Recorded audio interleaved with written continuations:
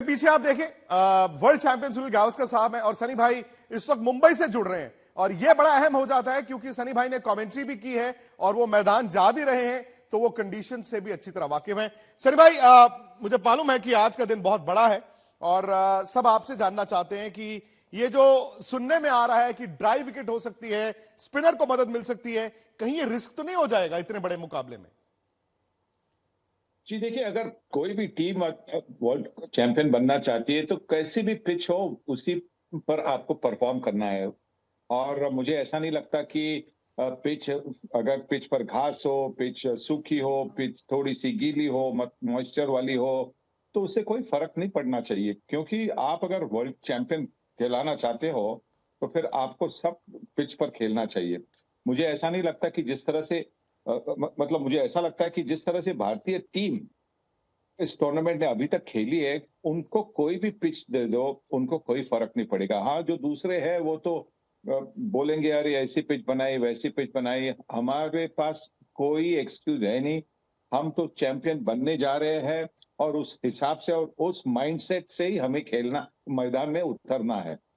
सनी भाई मैं ये सवाल तो नहीं आपसे करूंगा कि दिल क्या कहता है, दिमाग क्या कहता है, क्योंकि जाहिर तौर पर दोनों में आपको इंडिया ही सुनाई दे रहा होता। वो है ना एक कि मुझे तो सिर्फ एक ही आवाज सुनाई देती है, वो है इंडिया इंडिया। लेकिन सेमीफाइनल, ये नॉकआउट गेम, पिछले 10 साल से दिक्कतें आ रही हैं इस तरह के मुकाबलों में। जी बिल्कुल सही कहा आपने। और इसीलिए मुझे लगता है कि ये इस बार शायद थोड़ा सा फर्क ये है कि ये टीम जो मतलब अभी तक जो टीम हमने देखी है ना, बड़ी रिलैक्स टीम लग रही है। मतलब उन पर उतना प्रेशर नहीं है जितना पिछले जो टीम्स थी, पिछले जो सेमीफाइनल में टीम्स पहुंची थी और हार गई थी ना, उन पर कुछ अलग सा दबाव था। जो अपेक्षाएं थी वो बहुत ज्यादा थी और वो टीमें उसको हैंडल नहीं कर पाई। मुझे लगता है कि इस टीम के पास वो काबिलियत है कि कोई भी प्रेशर हो उसे हैंडल करने के लिए। क्योंकि एक कप्तान बड़े रिलैक्स्ड है, उनके एक एक जो कोच है वो मतलब इतना उन्होंने अभ्यास किया है, उतना स्टडी किया है पिच का, सब कुछ ऑपोजिशन का। पूरी तरह से भारतीय टीम तैयार है। हाँ, मैं जानता हूं कि ये क्रिकेट का खेल है, क्रिकेट के खेल में कुछ भी हो सकता है। पर मुझे लगता है कि अगर कोई टीम पूरी तरह से तैयार है कोई भी मैच खेलने के लिए, किसी भी ऑपोजिशन के खिलाफ खेलने के लिए, तो ये भारतीय टीम वो टीम है। और सनी भाई बड़ी अच्छी बात यह है ना कि कोच और कप्तान की आपने बात की, दोनों पिछले 2 दिन जब जब मीडिया के सामने आए दोनों ने सच बोला। राहुल द्रविड़ ने कहा जी ऐसा है, अगर मैं ये कहूं कि इट्स जस्ट अनदर गेम, वो झूठ होगा। कल रोहित शर्मा ने कहा जी दबाव की आप बात करते हो तो दबाव तो हमें हर मुकाबले में झेलना ही है। यानी कि आप वो तैयारी करके आए हैं जो हम कहते हैं ना, ओ बैड हाफ एन आवर, वो आधा घंटा खराब हो गया, क्योंकि वो आधा घंटा भारत को सताता है, वो सपना भी टूट जाता है। इस टीम की ताकत आपके लिहाज से क्या है? वही एक जो मानसिकता है, वो मेंटल जो उनकी स्ट्रेंथ है, वो उनकी ताकत है। जी क्योंकि हमने देखा है इस टूर्नामेंट के शुरुआत में पहले मैच में क्या क्या स्थिति थी। 3 विकेटें गई थी, 2 रन स्कोरबोर्ड पर थे, पर उसके बाद में भी जिस तरह से टीम को झेला गया, कोहली ने रन बनाए, 80 रन बनाए, केएल राहुल ने 97 रन बनाए। और उसके बाद में भी एक आधी ऐसी मैच आई थी जहां पे 2-3 विकेट जल्दी निकल गई थी। पर जिस तरह से हमारे बल्लेबाजों ने झेल लिया उस दबाव को, और उसके साथ साथ हमारे गेंदबाजों ने जिस तरह से गेंदबाजी की है। देखिए, इंग्लैंड के खिलाफ ज्यादा रन नहीं थे, 229 ही रन थे, मतलब दबाव कितना था।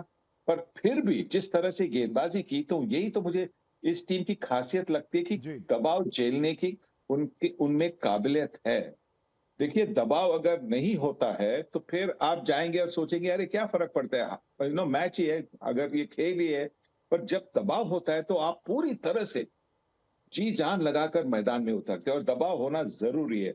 और मुझे इसीलिए ये अच्छा लगता है कि दोनों कप्तान और अपने कप्तान और कोच ने दोनों ने एडमिट कर लिया, मान लिया कि हाँ दबाव जरूर है। कोई उसमें कोई शर्म नहीं है कहने के लिए, दबाव जरूर होना भी चाहिए। और मैं समझता हूँ कि मुंबई के लिए हमारी टीम पूरी तरह से तैयार है। सर भाई, आमतौर पर बल्लेबाजी भारत की ताकत रहती है, वो आप किसी भी वर्ल्ड कप में उठाकर देख लें, और स्टार्स भी जो है बल्लेबाज होते हैं। ऐसा नहीं है कि इससे पहले गेंदबाजों ने परफॉर्म नहीं किया। भाई 1983 में भी जीत में गेंदबाजों का योगदान था, 2011 में भी था। लेकिन इस वर्ल्ड कप में जो आप गेंदबाजी देख रहे हैं, जो आंकड़े हैं, मतलब आंकड़े तो मैंने इससे पहले किसी वर्ल्ड कप में किसी भी मुल्क की बॉलिंग लाइनअप को इस तरह का नहीं देखा। जी बिल्कुल। और इसीलिए मेरे कुछ ऐसे दोस्त अभी कल मैं उनको मिला हूं जो परदेश से आए हैं, जो मतलब मुंबई के बाहर से अभी आए मैच देखने के लिए, और वो ये कहते हैं कि हम तो इस बार इंडिया की बॉलिंग देखने आए हैं। अच्छा। हम बैटिंग बैटिंग को तो काफी देख रहे हैं, हम इस बार इंडिया की बॉलिंग देखना चाह रहे हैं, क्योंकि इंडिया की बॉलिंग में जो वैरायटी है, तुम्हारे पास 3 फास्ट बॉलर है, फिर अलग अलग शैली है। बुमराह एक ऐसी ऐसी गेंदबाजी करते हैं, मोहम्मद शमी बिल्कुल मतलब text book classical, Mohammed Siraj भी थोड़ी सी मतलब टेक्स्ट बुक क्लासिकल, बहुत दिल लगा के बॉलिंग करते हैं। हमारे पास कुलदीप यादव है, हमारे पास रविंद्र जडेजा है, मतलब इतनी वैरायटी है। वो वैरायटी देखने के लिए बाहर से लोग आ रहे हैं। और मैं भी अभी ये अगर सच कहूं तो मुझे भारतीय टीम की गेंदबाजी देखने में और ज्यादा मजा आ रहा है। सनी भाई, आमतौर पर क्या होता है बड़े मुकाबले में, आप अपनी ताकत देखते हैं कि जी हमारे ये 5 बेस्ट बॉलर्स हैं, जैसे आपने सबका नाम भी लिया।